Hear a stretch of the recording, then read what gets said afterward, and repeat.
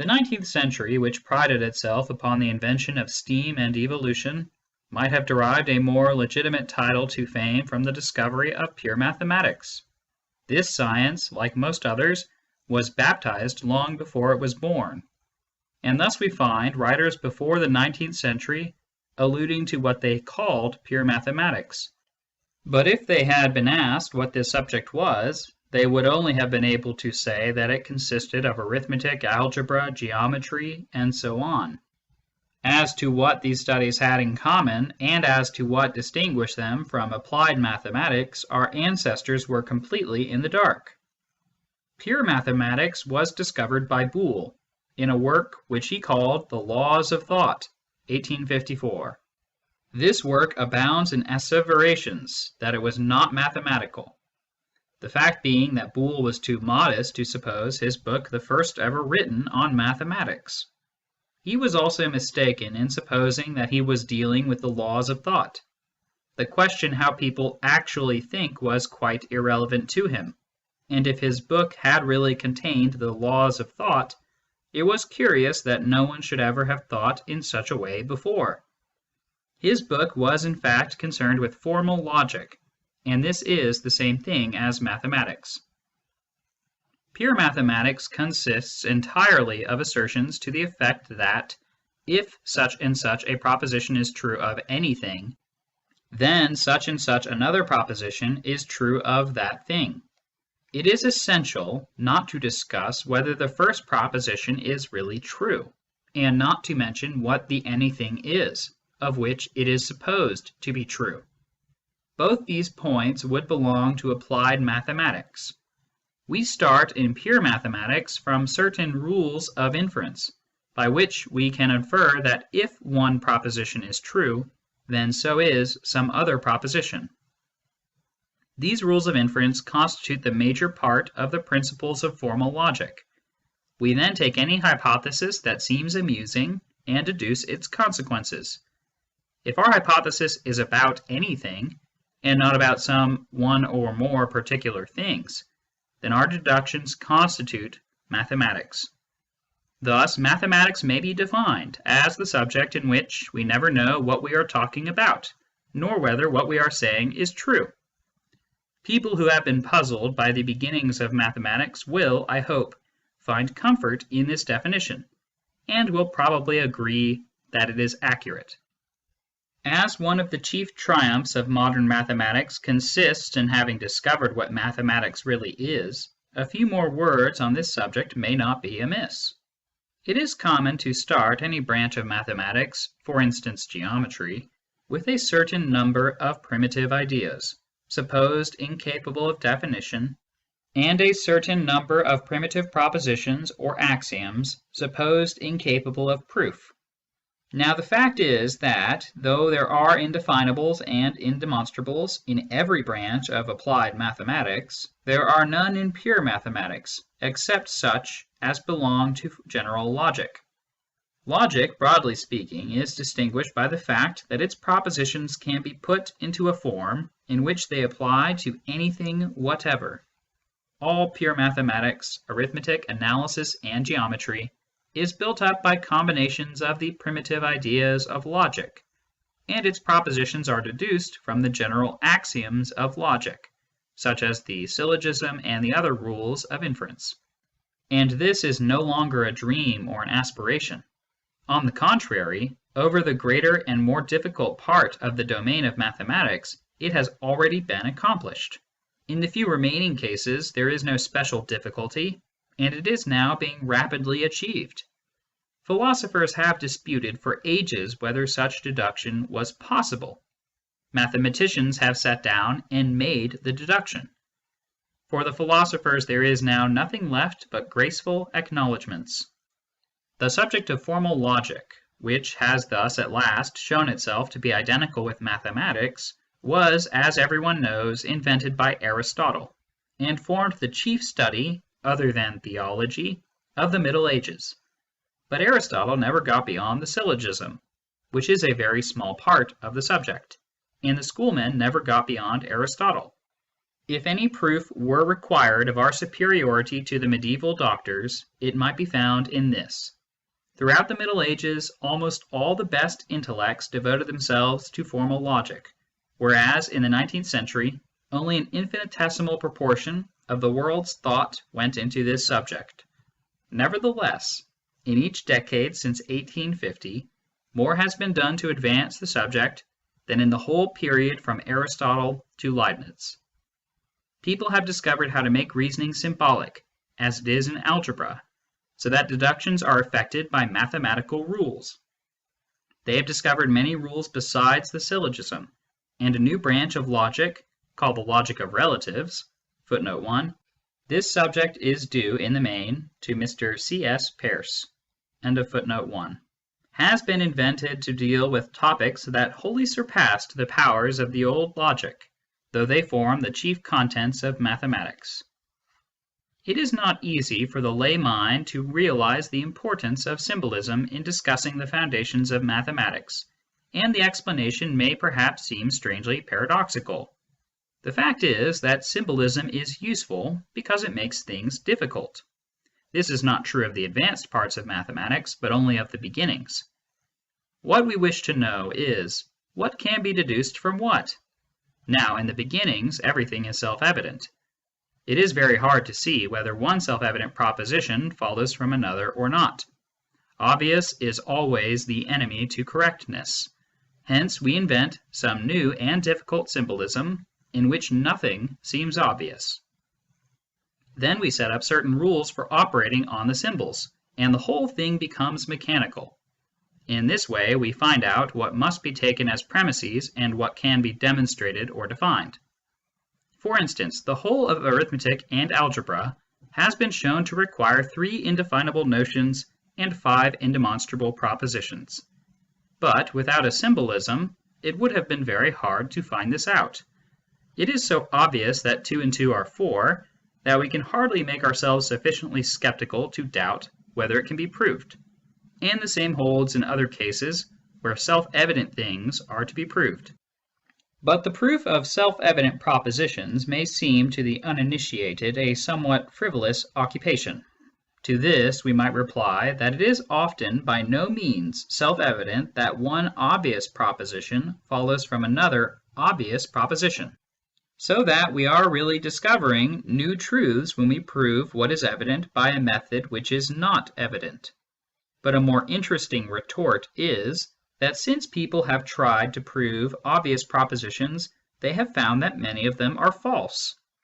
Self-evidence is often a mere will-o'-the-wisp, which is sure to lead us astray if we take it as our guide. For instance, nothing is plainer than that a whole always has more terms than a part, or that a number is increased by adding 1 to it. But these propositions are now known to be usually false. Most numbers are infinite, and if a number is infinite, you may add 1s to it as long as you like, without disturbing it in the least. One of the merits of a proof is that it instills a certain doubt as to the result proved. And when what is obvious can be proved in some cases, but not in others, it becomes possible to suppose that in these other cases it is false. The great master of the art of formal reasoning among the men of our own day is an Italian, Professor Peano of the University of Turin. Footnote 1. I ought to have added Frege, but his writings were unknown to me when this article was written. Note added in 1917. End of footnote 1. He has reduced the greater part of mathematics, and he or his followers will in time have reduced the whole, to strict symbolic form, in which there are no words at all. In the ordinary mathematical books there are no doubt fewer words than most readers would wish. Still, little phrases occur, such as therefore, let us assume, consider, or hence it follows. All these, however, are a concession, and are swept away by Professor Peano. For instance, if we wish to learn the whole of arithmetic, algebra, the calculus, and indeed all that is usually called pure mathematics, except geometry, we must start with a dictionary of 3 words. One symbol stands for 0, another for number, and a third for next after.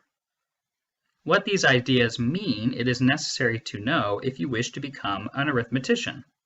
But after the symbols have been invented for these 3 ideas, not another word is required in the whole development. All future symbols are symbolically explained by means of these 3. Even these 3 can be explained by means of the notions of relation and class. But this requires the logic of relations, which Professor Peano has never taken up. It must be admitted that what a mathematician has to know to begin with is not much. There are at most a dozen notions out of which all the notions in all pure mathematics, including geometry, are compounded. Professor Peano, who is assisted by a very able school of young Italian disciples, has shown how this may be done. And although the method which he has invented is capable of being carried a good deal further than he has carried it, the honor of the pioneer must belong to him. 200 years ago, Leibniz foresaw the science which Peano has perfected, and endeavored to create it. He was prevented from succeeding by respect for the authority of Aristotle, whom he could not believe guilty of definite formal fallacies. But the subject which he desired to create now exists, in spite of the patronizing contempt with which his schemes have been treated by all superior persons. From this universal characteristic, as he called it, he hoped for a solution of all problems, and an end to all disputes. If controversies were to arise, he says, there would be no more need of disputation between 2 philosophers than between 2 accountants. For it would suffice to take their pens in their hands, to sit down to their desks, and to say to each other, with a friend as witness if they liked, "Let us calculate." This optimism has now appeared to be somewhat excessive. There still are problems whose solution is doubtful, and disputes which calculation cannot decide. But over an enormous field of what was formerly controversial, Leibniz's dream has become sober fact. In the whole philosophy of mathematics, which used to be at least as full of doubt as any other part of philosophy, order and certainty have replaced the confusion and hesitation which formerly reigned. Philosophers, of course, have not yet discovered this fact, and continue to write on such subjects in the old way. But mathematicians, at least in Italy, have now the power of treating the principles of mathematics in an exact and masterly manner, by means of which the certainty of mathematics extends also to mathematical philosophy. Hence, many of the topics which used to be placed among the great mysteries, for example, the natures of infinity, of continuity, of space, time, and motion, are now no longer in any degree open to doubt or discussion. Those who wish to know the nature of these things need only read the works of such men as Peano or Georg Cantor. They will there find exact and indubitable expositions of all these quantum mysteries. In this capricious world, nothing is more capricious than posthumous fame. One of the most notable examples of posterity's lack of judgment is the Eleatic Zeno. This man, who may be regarded as the founder of the philosophy of infinity, appears in Plato's Parmenides in the privileged position of instructor to Socrates. He invented 4 arguments, all immeasurably subtle and profound, to prove that motion is impossible, that Achilles can never overtake the tortoise, and that an arrow in flight is really at rest. After being refuted by Aristotle, and by every subsequent philosopher from that day to our own, these arguments were reinstated and made the basis of a mathematical renaissance by a German professor who probably never dreamed of any connection between himself and Zeno. Weierstrass, footnote 1, professor of mathematics in the University of Berlin. He died in 1897. End of footnote 1. By strictly banishing from mathematics the use of infinitesimals, has at last shown that we live in an unchanging world, and that the arrow in its flight is truly at rest. Zeno's only error lay in inferring, if he did infer, that, Because there is no such thing as a state of change, therefore the world is in the same state at any one time as at any other. This is a consequence which by no means follows, and in this respect the German mathematician is more constructive than the ingenious Greek. Weierstrass has been able, by embodying his views in mathematics, where familiarity with truth eliminates the vulgar prejudices of common sense, to invest Zeno's paradoxes with the respectable air of platitudes. And if the result is less delightful to the lover of reason than Zeno's bold defiance, it is at any rate more calculated to appease the mass of academic mankind. Zeno was concerned, as a matter of fact, with three problems, each presented by motion, but each more abstract than motion and capable of a purely arithmetical treatment. These are the problems of the infinitesimal, the infinite, and continuity. To state clearly the difficulties involved was to accomplish perhaps the hardest part of the philosopher's task. This was done by Zeno. From him to our own day, the finest intellects of each generation in turn attacked the problems, but achieved, broadly speaking, nothing. In our own time, however, three men, Weierstrass, Dedekind, and Cantor, have not merely advanced the three problems, but have completely solved them. The solutions for those acquainted with mathematics are so clear as to leave no longer the slightest doubt or difficulty. This achievement is probably the greatest of which our age has to boast, and I know of no age, except perhaps the golden age of Greece, which has a more convincing proof to offer of the transcendent genius of its great men. Of the three problems, that of the infinitesimal was solved by Weierstrass. The solution of the other two was begun by Dedekind and definitively accomplished by Cantor. The infinitesimal played formerly a great part in mathematics. It was introduced by the Greeks, who regarded a circle as differing infinitesimally from a polygon with a very large number of very small equal sides. It gradually grew in importance until, when Leibniz invented the infinitesimal calculus, it seemed to become the fundamental notion of all higher mathematics. Carlyle tells us in his Frederick the Great how Leibniz used to discourse to Queen Sophia Charlotte of Prussia concerning the infinitely little, and how she would reply that on that subject she needed no instruction. The behavior of courtiers had made her thoroughly familiar with it. But philosophers and mathematicians, who for the most part had less acquaintance with courts, continued to discuss this topic, though without making any advance. The calculus required continuity, but continuity was supposed to require the infinitely little, but nobody could discover what the infinitely little might be. It was plainly not quite zero, because a sufficiently large number of infinitesimals, added together, were seen to make up a finite whole. But nobody could point out any fraction which was not zero, yet not finite. Thus there was deadlock. But at last Weierstrass discovered that the infinitesimal was not needed at all, and that everything could be accomplished without it. Thus there was no longer any need to suppose that there was such a thing. Nowadays, therefore, mathematicians are more dignified than Leibniz. Instead of talking about the infinitely small, they talk about the infinitely great, a subject which, however appropriate to monarchs, seems unfortunately to interest them even less than the infinitely little interested the monarchs to whom Leibniz discoursed. The banishment of the infinitesimal has all sorts of odd consequences, to which one has to become gradually accustomed. For example, there is no such thing as the next moment. The interval between one moment and the next would have to be infinitesimal, since if we take two moments with a finite interval between them, there are always other moments in the interval. Thus, if there are to be no infinitesimals, no two moments are quite consecutive, but there are always other moments between any two. Hence there must be an infinite number of moments between any two, because if there were a finite number, one would be nearest the first of the two moments, and therefore next to it.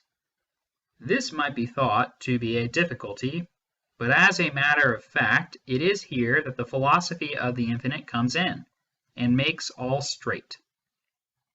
The same sort of thing happens in space.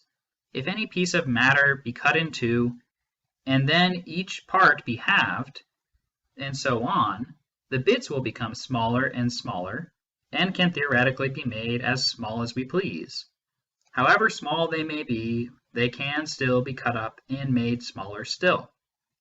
But they will always have some finite size, however small they may be. We never reach the infinitesimal in this way, and no finite number of divisions will bring us to points. Nevertheless, there are points, only these are not to be reached by successive divisions. Here again, the philosophy of the infinite shows us how this is possible, and why points are not infinitesimal lengths. As regards motion and change, we get similarly curious results. People used to think that when a thing changes, it must be in a state of change, and that when a thing moves, it is in a state of motion. This is now known to be a mistake. When a body moves, all that can be said is that it is in one place at one time, and in another at another. We must not say that it will be in a neighboring place at the next instant, since there is no next instant. Philosophers often tell us that when a body is in motion, it changes its position within the instant. To this view, Zeno long ago made the fatal retort that every body always is where it is. But a retort so simple and brief was not of the kind to which philosophers are accustomed to give weight, and they have continued down to our own day to repeat the same phrases which roused the Eleatic's destructive ardor. It was only recently that it became possible to explain motion in detail in accordance with Zeno's platitude, and in opposition to the philosopher's paradox. We may now at last indulge the comfortable belief that a body in motion is just as truly where it is as a body at rest.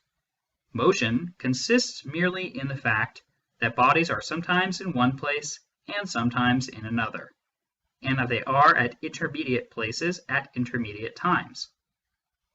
Only those who have waded through the quagmire of philosophic speculation on this subject can realize what a liberation from antique prejudices is involved in this simple and straightforward commonplace.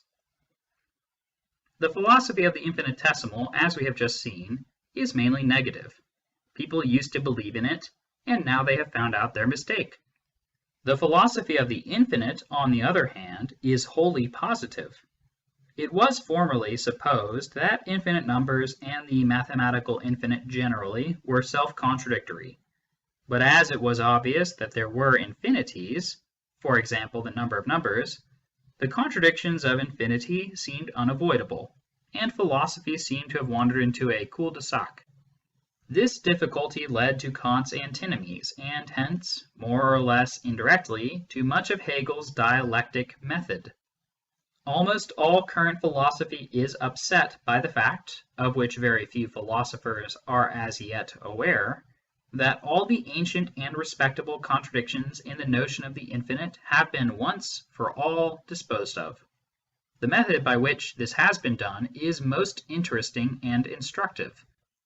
In the first place, though people had talked glibly about infinity ever since the beginnings of Greek thought, nobody had ever thought of asking, what is infinity? If any philosopher had been asked for a definition of infinity, he might have produced some unintelligible rigmarole, but he would certainly not have been able to give a definition that had any meaning at all.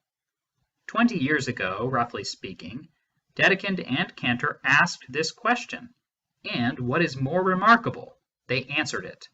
They found, that is to say, a perfectly precise definition of an infinite number or an infinite collection of things. This was the first, and perhaps the greatest, step. It then remained to examine the supposed contradictions in this notion. Hence Cantor proceeded in the only proper way. He took pairs of contradictory propositions, in which both sides of the contradiction would be usually regarded as demonstrable, and he strictly examined the supposed proofs. He found that all proofs adverse to infinity involved a certain principle, at first sight obviously true, but destructive in its consequences of almost all mathematics. The proofs favourable to infinity, on the other hand, involved no principle that had evil consequences. It thus appeared that common sense had allowed itself to be taken in by a specious maxim, and that, when once this maxim was rejected, all went well.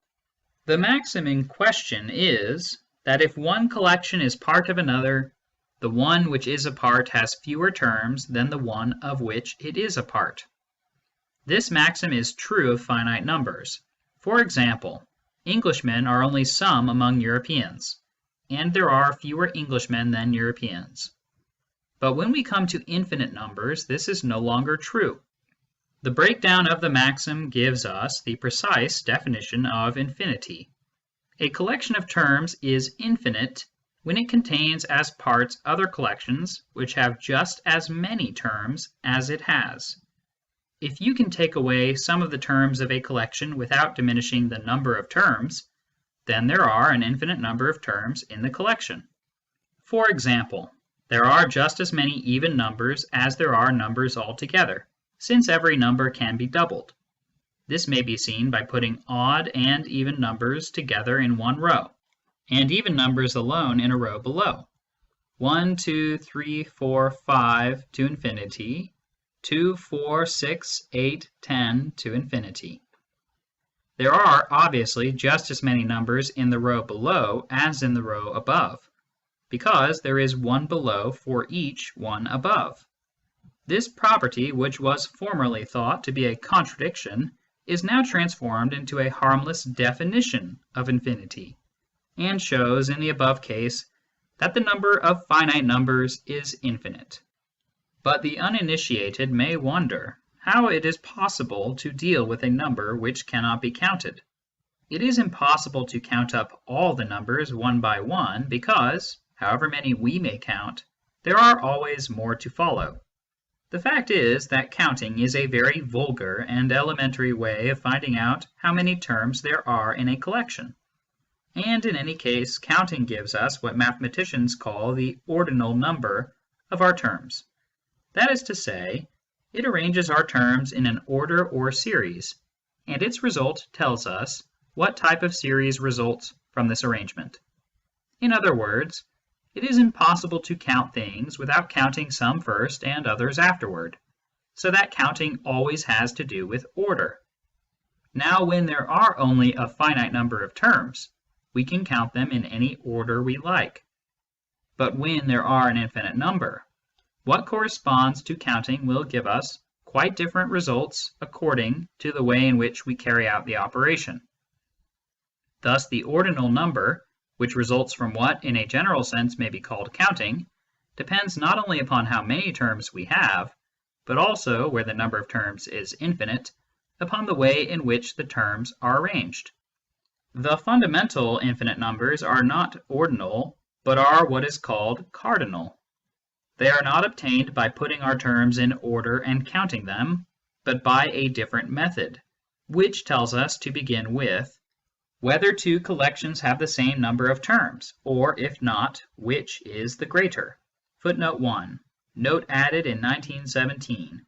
Although some infinite numbers are greater than some others, it cannot be proved that of any two infinite numbers, one must be the greater. End of footnote 1.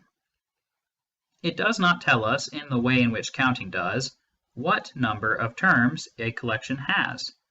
But if we define a number as the number of terms in such and such a collection, then this method enables us to discover whether some or other collection that may be mentioned has more or fewer terms.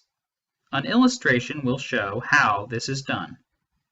If there existed some country in which, for one reason or another, it was impossible to take a census, but in which it was known that every man had a wife and every woman a husband, then, provided polygamy was not a national institution, we should know without counting that there were exactly as many men as there were women in that country, neither more nor less. This method can be applied generally. If there is some relation which, like marriage, connects the things in one collection each with one of the things in another collection and vice versa, then the two collections have the same number of terms. This was the way in which we found that there are as many even numbers as there are numbers. Every number can be doubled, and every even number can be halved. And each process gives just one number corresponding to the one that is doubled or halved. And in this way we can find any number of collections, each of which has just as many terms as there are finite numbers. If every term of a collection can be hooked on to a number, and all the finite numbers are used once and only once in the process, then our collection must have just as many terms as there are finite numbers. This is the general method by which the numbers of infinite collections are defined. But it must not be supposed that all infinite numbers are equal. On the contrary, there are infinitely more infinite numbers than finite ones.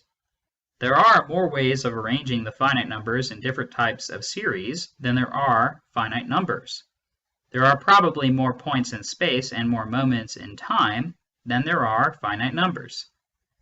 There are exactly as many fractions as whole numbers, although there are an infinite number of fractions between any two whole numbers. But there are more irrational numbers than there are whole numbers or fractions. There are probably exactly as many points in space as there are irrational numbers, and exactly as many points on a line a millionth of an inch long as in the whole of infinite space.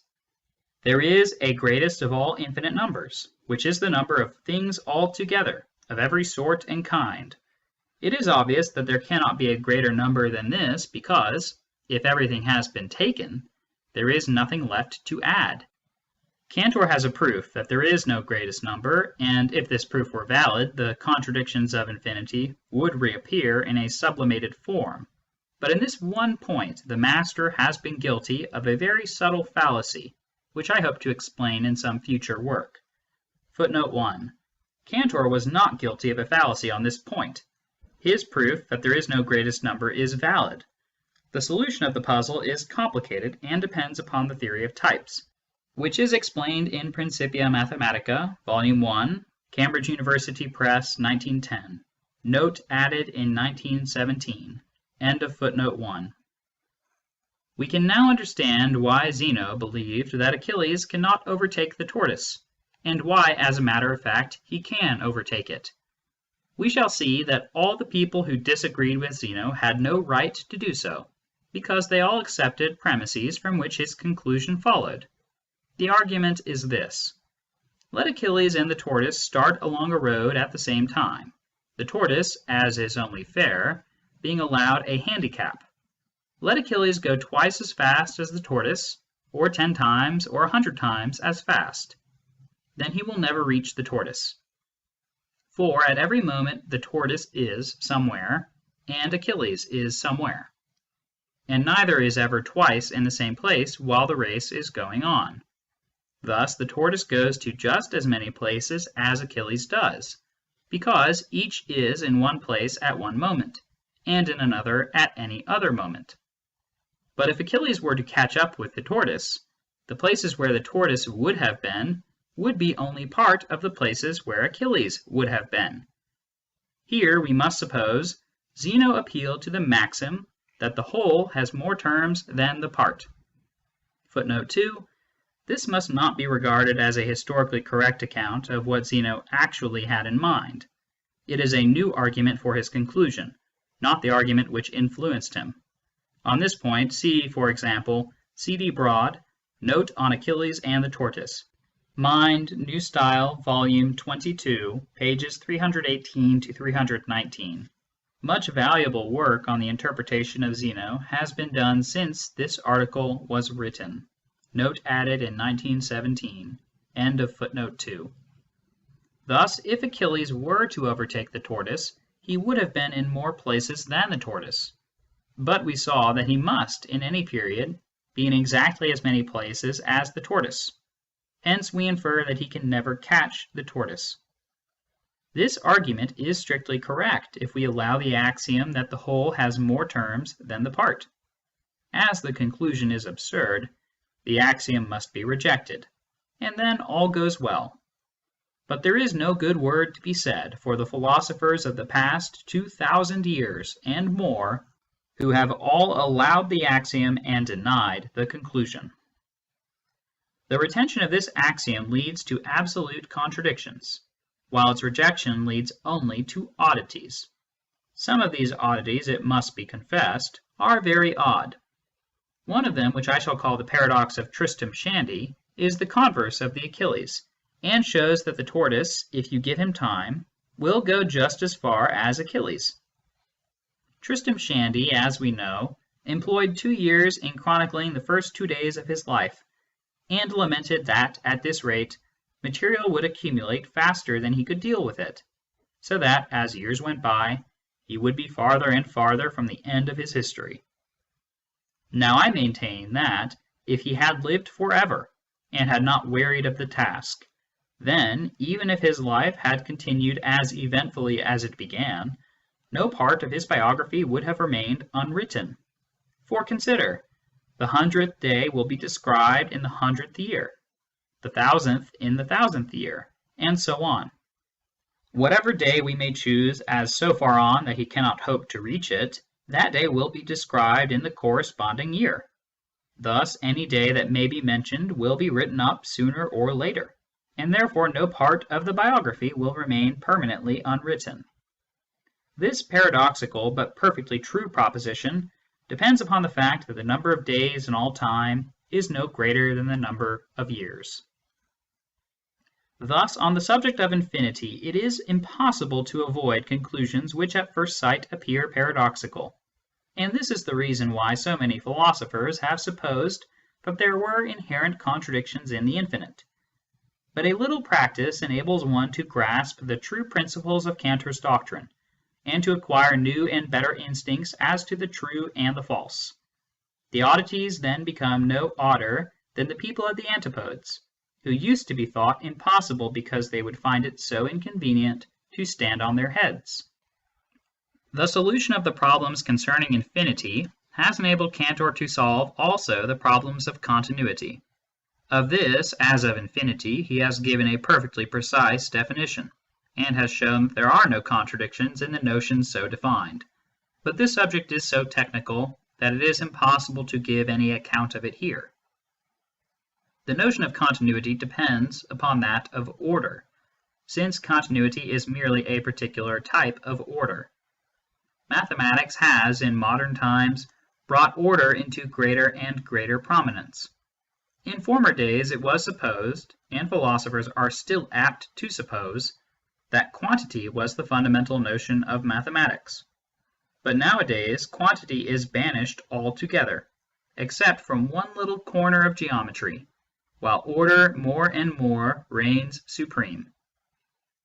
The investigation of different kinds of series and their relations is now a very large part of mathematics, and it has been found that this investigation can be conducted without any reference to quantity, and for the most part without any reference to number.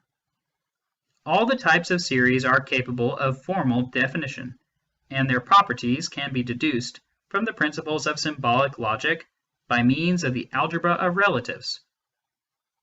The notion of a limit, which is fundamental in the greater part of higher mathematics, used to be defined by means of quantity, as a term to which the terms of some series approximate as nearly as we please. But nowadays the limit is defined quite differently, and the series which it limits may not approximate to it at all. This improvement also is due to Cantor, and it is one which has revolutionized mathematics. Only order is now relevant to limits. Thus, for instance, the smallest of the infinite integers is the limit of the finite integers, though all finite integers are at an infinite distance from it. The study of different types of series is a general subject of which the study of ordinal numbers mentioned above is a special and very interesting branch. but the unavoidable technicalities of this subject render it impossible to explain to any but professed mathematicians. Geometry, like arithmetic, has been subsumed in recent times under the general study of order. It was formerly supposed that geometry was the study of the nature of the space in which we live, and accordingly it was urged, by those who held that what exists can only be known empirically, that geometry should really be regarded as belonging to applied mathematics. But it has gradually appeared, by the increase of non-Euclidean systems, that geometry throws no more light upon the nature of space than arithmetic throws upon the population of the United States. Geometry is a whole collection of deductive sciences based on a corresponding collection of sets of axioms. One set of axioms is Euclid's. Other equally good sets of axioms lead to other results. Whether Euclid's axioms are true is a question as to which the pure mathematician is indifferent, and, what is more, it is a question which it is theoretically impossible to answer with certainty in the affirmative. It might possibly be shown, by very careful measurements, that Euclid's axioms are false, but no measurements could ever assure us, owing to the errors of observation, that they are exactly true. Thus the geometer leaves to the man of science to decide, as best he may, what axioms are most nearly true in the actual world. The geometer takes any set of axioms that seem interesting, and deduces their consequences. What defines geometry in this sense is that the axioms must give rise to a series of more than one dimension, and it is thus that geometry becomes a department in the study of order. In geometry, as in other parts of mathematics, Peano and his disciples have done work of the very greatest merit as regards principles. Formerly, it was held by philosophers and mathematicians alike that the proofs in geometry depended on the figure. Nowadays, this is known to be false. In the best books, there are no figures at all. The reasoning proceeds by the strict rules of formal logic from a set of axioms laid down to begin with. If a figure is used, all sorts of things seem obviously to follow, which no formal reasoning can prove from the explicit axioms, and which, as a matter of fact, are only accepted because they are obvious. By banishing the figure, it becomes possible to discover all the axioms that are needed, and in this way all sorts of possibilities which would have otherwise remained undetected are brought to light. One great advance from the point of view of correctness has been made by introducing points as they are required, and not starting, as was formerly done, by assuming the whole of space. This method is due partly to Peano, partly to another Italian named Fano. To those unaccustomed to it, it has an air of somewhat wilful pedantry. In this way, we begin with the following axioms. 1. There is a class of entities called points. 2. There is at least one point. 3. If A be a point, there is at least one other point besides A. Then we bring in the straight line joining 2 points and begin again with 4. Namely, on the straight line joining A and B, there is at least one other point besides A and B. 5. There is at least one point not on the line AB.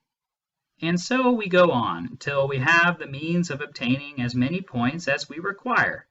But the word space, as Peano humorously remarks, is one for which geometry has no use at all. The rigid methods employed by modern geometers have deposed Euclid from his pinnacle of correctness. It was thought, until recent times, that, as Sir Henry Savile remarked in 1621, there were only 2 blemishes in Euclid, the theory of parallels and the theory of proportion. It is now known that these are almost the only points in which Euclid is free from blemish. Countless errors are involved in his first 8 propositions. That is to say, not only is it doubtful whether his axioms are true, which is a comparatively trivial matter, but it is certain that his propositions do not follow from the axioms which he enunciates. A vastly greater number of axioms which Euclid unconsciously employs are required for the proof of his propositions. Even in the first proposition of all, where he constructs an equilateral triangle on a given base, he uses two circles which are assumed to intersect, but no explicit axiom assures us that they do so, and in some kinds of spaces they do not always intersect. It is quite doubtful whether our space belongs to one of these kinds or not. Thus Euclid fails entirely to prove his point in the very first proposition. As he is certainly not an easy author, and is terribly long-winded, he has no longer any but unhistorical interest. Under these circumstances, it is nothing less than a scandal that he should still be taught to boys in England. Footnote 1. Since the above was written, he has ceased to be used as a textbook, but I fear many of the books now used are so bad that the change is no great improvement. Note added in 1917. End of footnote 1. A book should have either intelligibility or correctness. To combine the two is impossible, but to lack both is to be unworthy of such a place as Euclid has occupied in education. The most remarkable result of modern methods in mathematics is the importance of symbolic logic and of rigid formalism. Mathematicians under the influence of Weierstrass have shown in modern times a care for accuracy and an aversion to slipshod reasoning, such as had not been known among them previously since the time of the Greeks. The great inventions of the 17th century, analytical geometry and the infinitesimal calculus, were so fruitful in new results that mathematicians had neither time nor inclination to examine their foundations.